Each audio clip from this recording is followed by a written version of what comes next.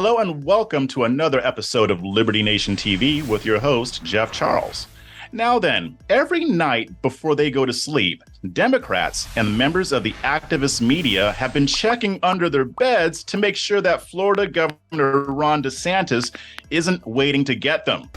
The governor has become quite the boogeyman for the left, and they have been ramping up their attacks against him over the past few years. But what is motivating this new DeSantis derangement syndrome? Well, I have with me Liberty Nation's national correspondent, Sarah Cowgill, to discuss. Welcome to the program, Sarah. Hey, thanks for having me, Jeff.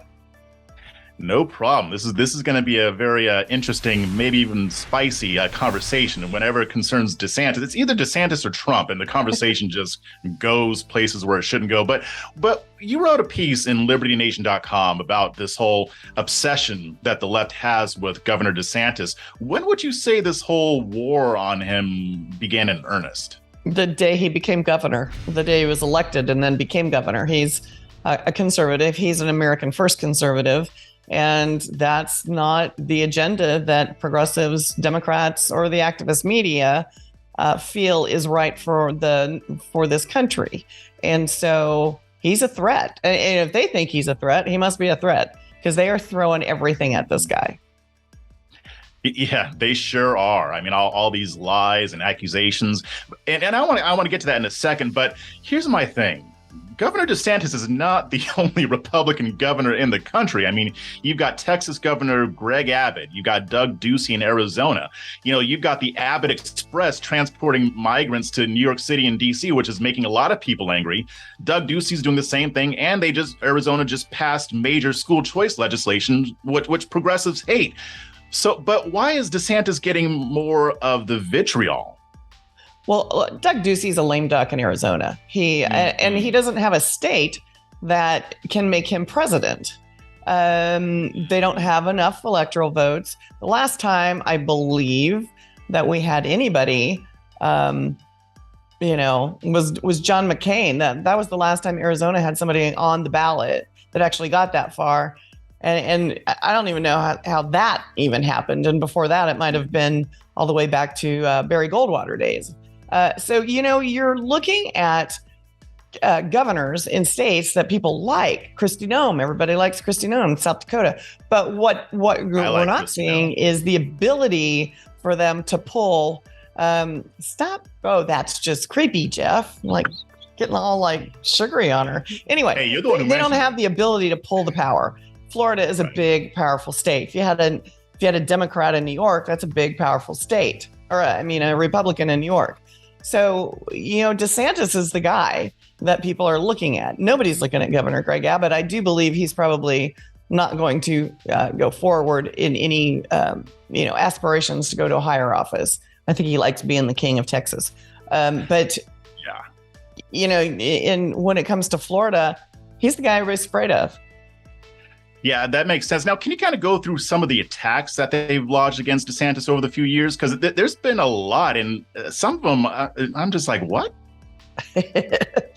You name it, they've done it. Oh, it was we're not. He's banning books now. No, he's not. I mean, he's banning some things like, sexually oriented books for K through 12, and I'm not talking about that reference sex. I'm talking about things that reference sexual, gender and transgender and teaching children about gay sex or bisexual sex or even straight sex.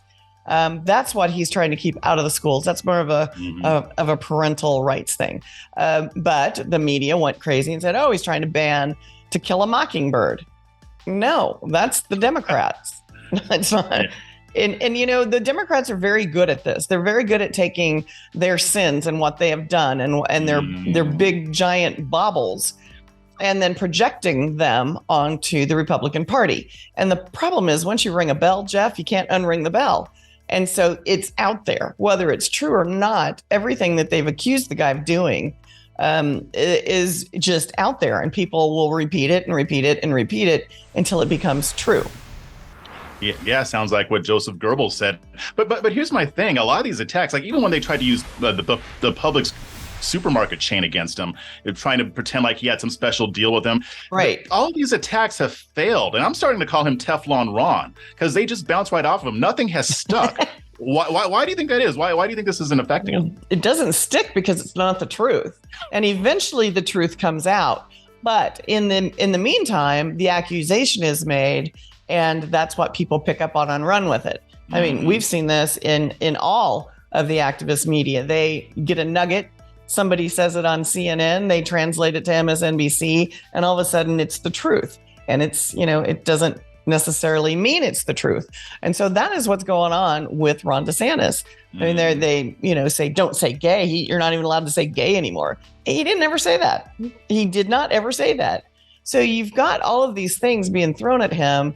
And in reality, people are critical thinkers that actually, look around and see if it's the truth before they start repeating it. They get that. But most people don't. Whatever news station they listen to, that's who they're going to believe. Yeah, I mean, if you're going to attack somebody, it's always good if you're at least accurate about it. I don't know. Maybe I'm old-fashioned. But I've been seeing people, Sarah, and you've probably seen this too. There are people on the left who have openly said that they're more afraid of DeSantis than they are of even former President Donald Trump in 2024. So I'm going to put you on the spot. Are they right? I don't know. I don't think anybody knows. The deal. On. No, well, with Ron DeSantis, he's a younger guy, and he does not have the baggage that Trump has. And Trump has baggage, whether it's too many wives or whatever it is. He was a very bombastic president. He was a bombastic candidate, and people like that. But they also like, maybe, hey, you're president now, maybe you should have tuned it down a tiny bit. DeSantis has all of that pro-America that Trump had, but DeSantis is a little more quiet and thoughtful about how he, attacks people. Right. And he does. He's just polite. He's the kind of guy that, will tell you to go to hell, and you go, oh, thank you. How do I get there? And so that is frightening because he has an appeal.